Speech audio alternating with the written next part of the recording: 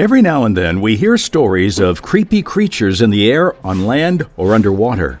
However, hearing about these stories and experiencing them are two separate things. One animal that you most definitely do not want to have an encounter with is the sea lamprey, also known as vampire fish. In case you cannot tell by its name, a vampire fish is one of the most fearsome creatures that live underwater. The fear of this vampire fish isn't something that just started. In the times of the Roman Empire, there was a wealthy man named Vedius Pollio. Pollio was wealthy beyond compare and had hundreds of servants at his beck and call. While he was an admired aristocrat, people took care not to offend him, and that was because he had a tank where he kept hundreds of sea lamprey. Anyone who offended him was thrown into this tank and never heard from again. Everyone did their possible best to be on Pollio's good side for fear of ending up in that horrible tank. One day, when Pollio was having dinner with Emperor Augustus, a poor servant boy, probably shaken with anxiety, broke a crystal cup, one of Pollio's favorites. Already aware of his fate, the servant boy fell to the emperor's knees, hoping he would save him from being thrown into the dreadful tank, where hundreds of blood-sucking, flesh-eating fish were kept. Fortunately for him, the boy's life was spared, but the same cannot be said of the other servants who had been thrown into that fearsome tank. This shows that even centuries ago, people had good reason to be wary of sea lampreys. The fear of the lampreys has been passed down from generation to generation. In fact, our generation, which is probably the most informed on the qualities and abilities of the sea lampreys, has gone as far as to try to wipe them out. This is because of the adverse effects these species have on other aquatic species and humans as well.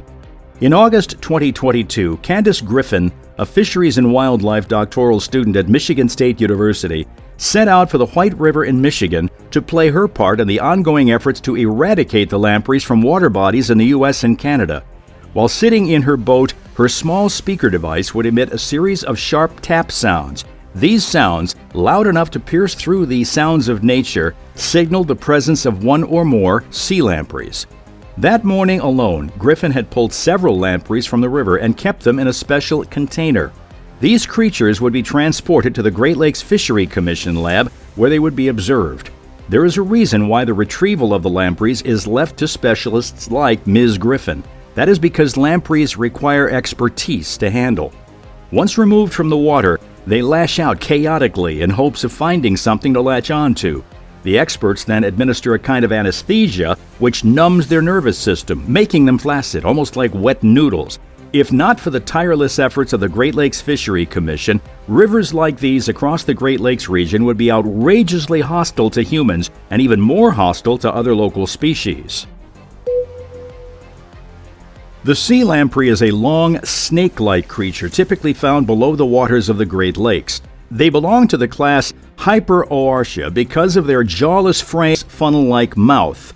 They belong to the order Petromezontiformes, just like other parasitic eels, and the family Petromezontidae. The binomial name of a sea lamprey is Petromyzon marinus or P. marinus. An adult lamprey can be up to 60 centimeters long, but its length is not its most distinctive feature. The lamprey is known for its round mouth, which is shaped and used like a suction cup and designed with concentric rows of small, sharp teeth. This is the most distinctive quality of this species, which is the reason behind the vampire fish nickname.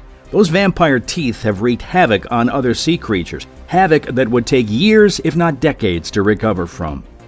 The lampreys have a life cycle of about 5 to 9 years. This cycle begins when the adults swim into the riverbed and lay eggs. The female lampreys lay eggs in nests while the males fertilize them. Soon after, these eggs hatch into larvae, which feed on organic matter at the bottom of the streams. Then, these larvae undergo a transformation phase in which they develop key lamprey features, such as their teeth, tongue, and suction cup mouth, features they need to survive the next phase of their lives, the parasitic phase. At this place, the lampreys would move downstream and into lakes where they would destroy other fish. The sea lampreys are parasitic creatures, meaning they cause harm to whatever creature they latch onto. With their suction cup mouths, they latch onto the bodies of other fish and use their teeth and tongue. They drill holes into their victim's body. Once they've drilled their way through the scales and the skin of the fish, they feed on its blood and other bodily fluids. After sucking to their fill, they detach from the fish, leaving them with exposed sores and susceptible to infections. This often leads to the death of the fish. Statistically, only 1 in 7 fish may survive a lamprey attack. The rest spend the rest of their lives battling infections from the large sores they're left with. It wasn't until the early 1900s that the sea lampreys became a problem in the Great Lakes region. This is because they are native to the northern Atlantic Ocean and the Baltic, Western Mediterranean, and Adriatic seas, but somehow they slithered their way into the Great Lakes along the U.S. and Canadian borders through shipping canals. Despite being from salt water, the lampreys have adapted perfectly to living in the freshwater of the Great Lakes. Now, 4 species of sea lampreys live in this lake area, and over the last 100 years, these vampire fish have caused irreparable damage to the population of other fish native to the region. In its parasitic phase, a lamprey can destroy 18 kilograms of fish, which is about 40 pounds. Over the past century, the population of lake trout, salmon, whitefish, Cisco catfish, sturgeon, and burbot in and around the Great Lakes have greatly diminished. Because of this, Canada and the U.S. launched a mitigation program to limit the population of the sea lampreys.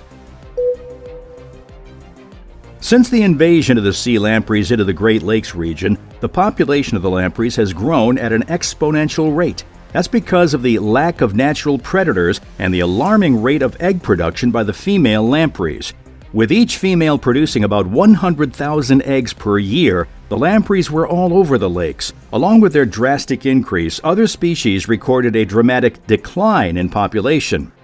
Usually, pre-invasion, Canada and the U.S. would harvest about 15 million pounds of lake trout in the upper Great Lakes. However, this number reduced to 300,000 pounds by 1960, and the value has declined ever since. Much of the ones harvested have infections from the open sores on their body or are skinny, all as a result of the action of the sea lampreys in the area.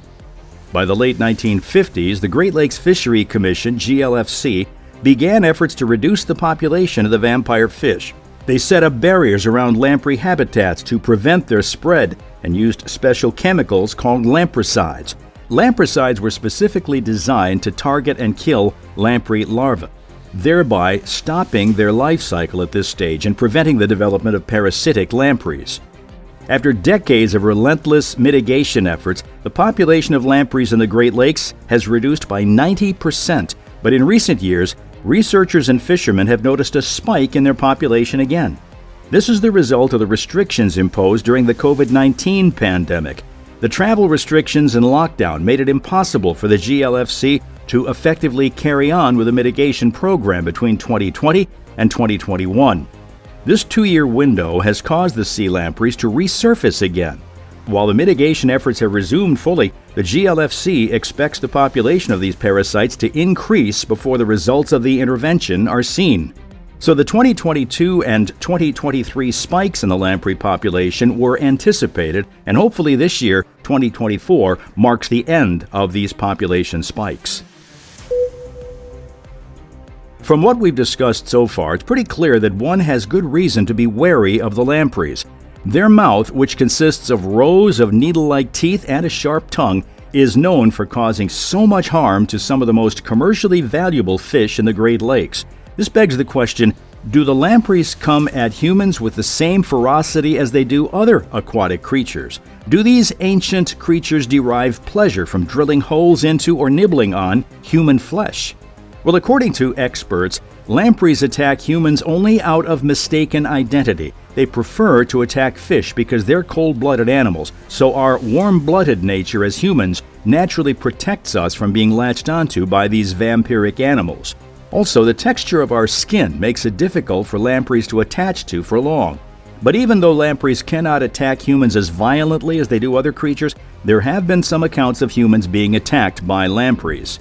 A number of people who have gone swimming in any lake or river in the Great Lakes region have claimed to be attacked by slimy, snake-like creatures with suction cup mouths. This is an accurate description of the vampire fish. If you find yourself in this position, trying to grab the creature will prove futile because it'll most likely slip through your fingers.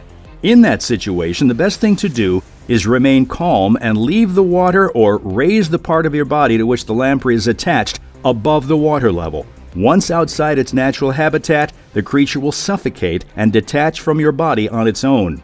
A disclaimer, though, is that a lamprey bite can be a little painful, but the good news is an infection is not likely to ensue. However, you can make an appointment with your doctor if it'll make you feel better.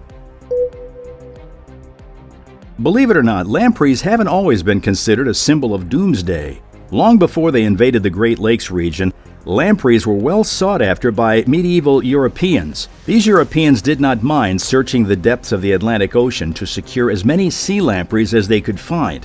What did they want so many lampreys for, you might ask? To make scrumptious lamprey pies.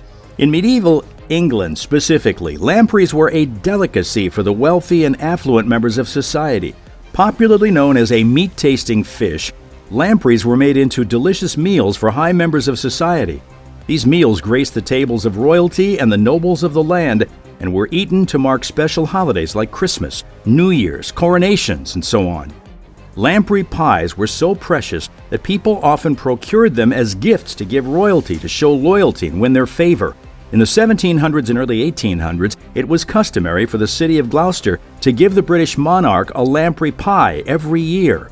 This custom died in 1836 but was revived in 1893 when the mayor of Gloucester at the time, John A. Matthews, sent a lamprey pie to Queen Victoria to commemorate her Jubilee year. To date, lamprey pies are still prepared for the British monarch, but only on special occasions like coronations or anniversaries. In our time, this rather odd delicacy is not as popular as it was in medieval times. That's because lampreys now have a rather unfavorable reputation. Right now, particularly in North America, people value lampreys as far as they can kill them, and you can't really blame them. The sea lampreys are evidence of diversity, but their presence in the Great Lakes is nothing but bad news. The lack of natural predators makes them unstoppable, which is why they are a menace in the Great Lakes region and not the Atlantic Ocean, where they came from. Greg McClinchy, the Legislative Affairs and Policy Director for the GLFC, called them the stuff of nightmares. He said, "We're very happy that they're not cute like bunnies because it would be much harder to convince people that we need to rid the Great Lakes of them." If the mitigation efforts continue as planned, the sea lamprey's reign of terror in the Great Lakes is near its end. Hopefully, this coincides with an increase in the population of trout, catfish, salmon, and other commercially relevant species in the area.